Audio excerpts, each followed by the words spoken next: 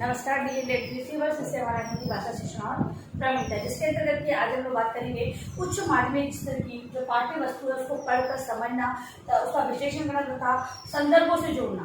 ठीक है, उससे संबंधित जो विषय सामग्री होती है कि पढ़कर समझते हुए उसका विश्लेषण करना तथा उसको विभिन्न संदर्भों से किस प्रकार जोड़ा जाता है, ये सारी जानकारी हम लोग यहाँ पर प्राप्त करेंगे। तो समझते हैं, गहन अध्ययन वाली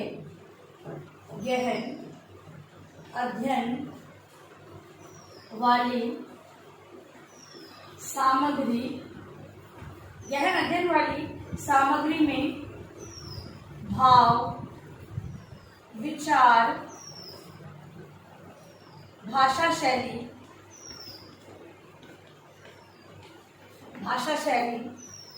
कलात्मक सौंदर्य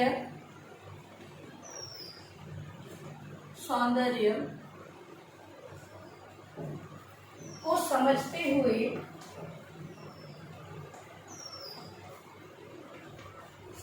हुए पढ़ना अपेक्षित होता है। देखिए, बात हम उच्च माध्यमिक स्तर की पाठ्य वस्तु की कर रहे हैं, तो वहां पर देखो अध्ययन वाली सामग्री मतलब कि जो विषय सामग्री है उसके भाव, विचार, भाषा शैली, कलात्मक सौंदर्य को समझते हुए पढ़ना अपेक्षित होता है इस स्तर के बालक और बालिका यानी विद्यार्थियों के लिए। तो द्रुत पठन में शब्दावली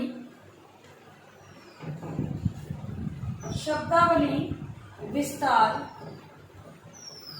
क्योंकि इन बालकों के अगर गहन अध्ययन कर रहे हैं तो ये सबको समझना जरूरी है, लेकिन अगर ये द्रुत पाठ कर रहे हैं तो द्रुत पठन की शब्दावली विस्तार, ज्ञान बोध, मनोरंजन, जीवन जगत के प्रति दृष्टिकोण को समझना प्रमुख होता है।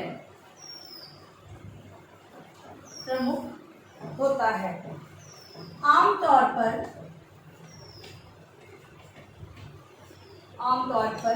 द्रुत पठन वाली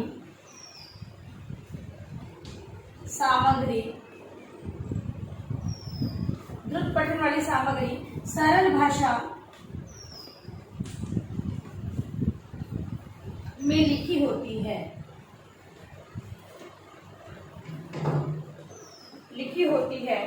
तो गहन अध्ययन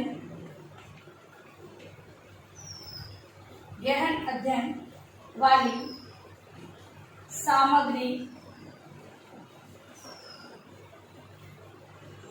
की भाषा अपेक्षाकृत कठिन होती है। ठीक है, जो पाठ्य सामग्री होती है जिसे हम अति शीघ्रता से पढ़ते हैं, तो विद्यार्थियों के लिए मतलब माध्यमिक स्तर की भी हम बात करें तो वहां पर भी जो गहन अध्ययन होता है उसकी जो भाषा है वो कठिन होती है, तथा जो द्रुत पाठ होता है जो पाठ्य वस्तु को समझने के लिए हम सहायक पुस्तकों का सहारा लेते हैं उनका हम द्रुत पाठ करते हैं। और द्रुत पाठ जो किया जाता है उसकी जो सामग्री होती है वो सरल होती है, तथा गहन अध्ययन जो पाठ होते हैं जो पाठ्य वस्तु के अंतर्गत सम्मिलित होते हैं उनकी भाषा है वो क्लिष्ट है या फिर कठिन भाषा उसके अंतर्गत होती है। गहन अध्ययन की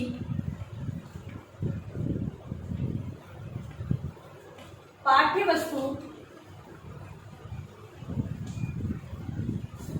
वस्तु में भी भाषा में प्रयुक्त शब्द पदबंध वाक्यों के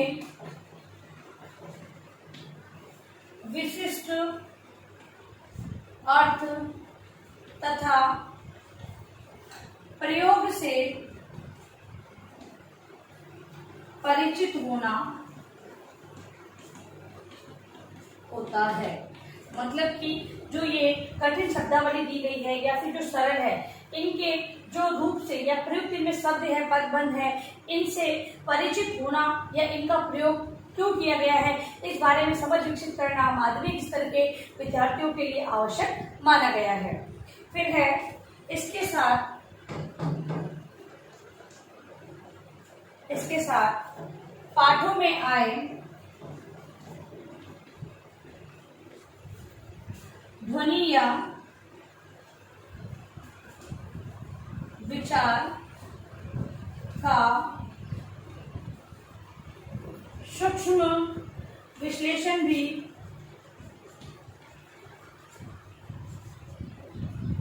अपेक्षित है।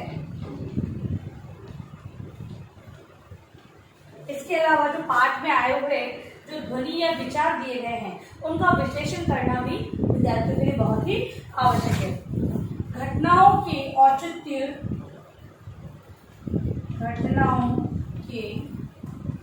औचित्य तथा लेखक के मंतव्य को समझना, मूल्यांकन करना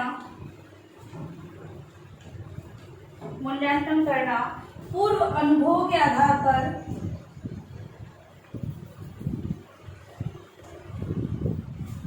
पर प्रतिक्रिया करना,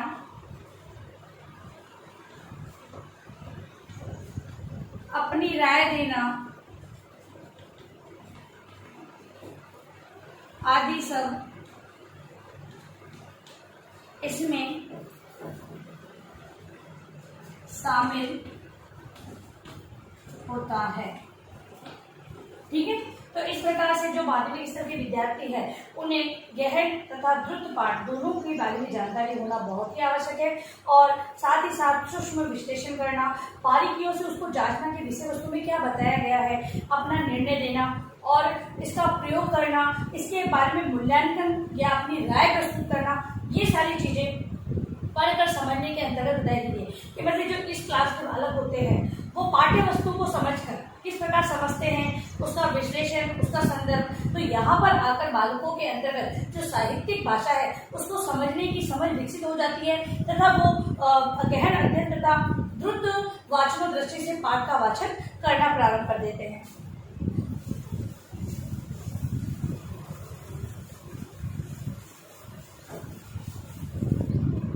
पाठों की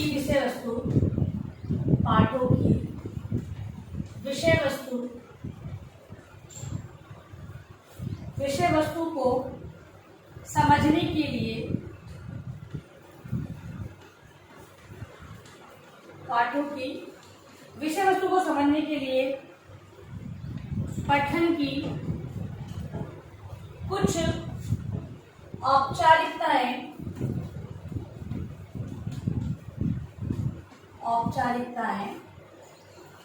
भी होती है जिनका निर्वाह विषय वस्तु को समझाने में सहायक होता है।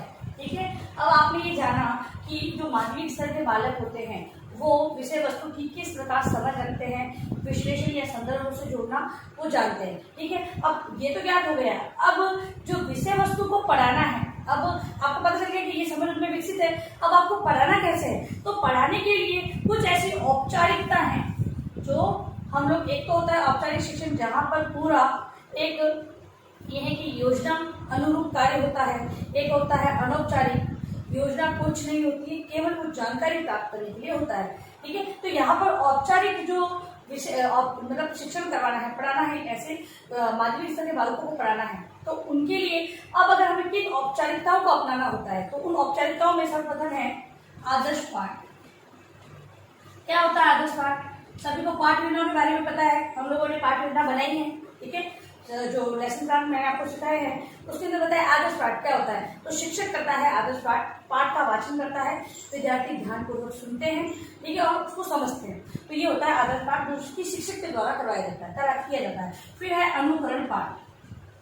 अनुकरण पाठ मतलब कि अध्यापक है वो विद्यार्थियों को, कुछ एक छात्रों को आदेश देता है, निर्देश देता है कि आप इस पाठ का वाचन करें। बालक है वो पाठ पढ़ते हैं। अगर गद्य होता है तो एक एक पैराग्राफ सही से पढ़ा दिया जाता है, और अगर पद्य होता है तो लय गति को ध्यान में रखते हुए उसका वाचन किया जाता है, ठीक है। अब उसके बाद है काठिन्य निवारण।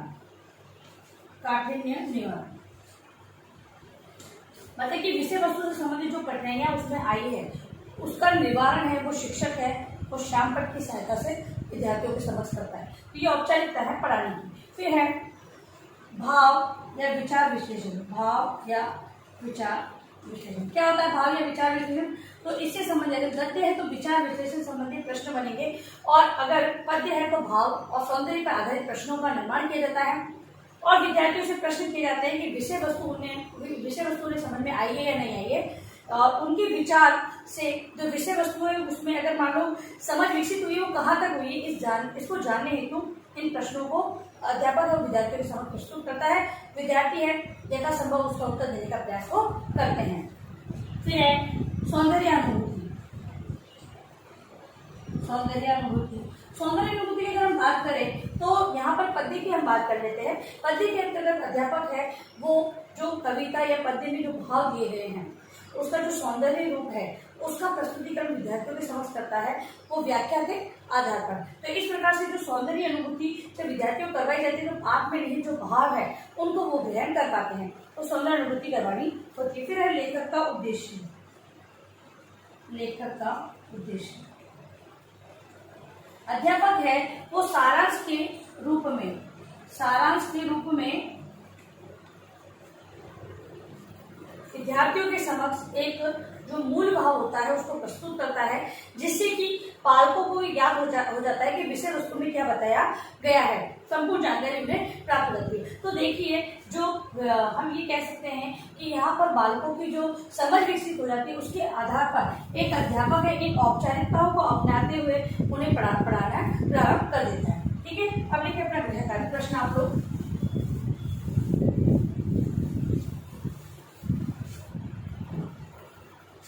गृहकार्य प्रश्न है आपका, पाठ्य वस्तु को पढ़कर समझना तथा विश्लेषण कर संदर्भों से जोड़ना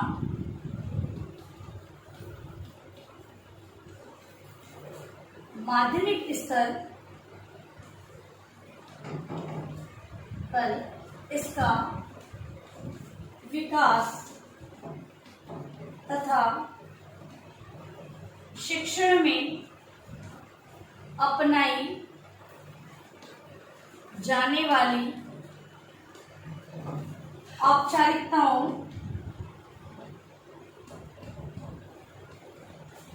वर्णन करें। ठीक है, माध्यमिक स्तर के जो हमने समझा कि माध्यमिक स्तर के बालकों की जो समझ है वो कहाँ तक विकसित होती है पढ़ने के लिए, क्योंकि हमारी इकाई है वो पढ़ना सीखना है। ठीक है, तो समझ कहाँ तक विकसित होती है तथा एक अध्यापक है वो शिक्षण के दौरान किन औपचारिकताओं को अपनाते हुए पढ़ने की समझ उनमें विकसित कर सकते हैं, क्योंकि केवल पढ़ाने से काफी नहीं है, उनके अंदर ये समझ विकसित भी होनी चाहिए कि पढ़ाया जा रहा है तो क्यों पढ़ाया जा रहा है और विषय वस्तु में क्या दिया गया है। ठीक है, तो इसका उत्तर आप अपने उत्तर पुस्तिका में लिखेंगे और निवेदन है कि आप लोगों से कि इस महामारी के दौर में कम से कम ये आवश्यक कार्य होने पर आप लोग बाहर निकलते 3 बातों का विशेष आपको ध्यान रखना है। मास्क लगाना है, सोशल डिस्टेंस बनाना है और हाथों को बार बार सैनिटाइज करते रहना है। सुरक्षित रहे, सभी का ध्यान रखें। धन्यवाद।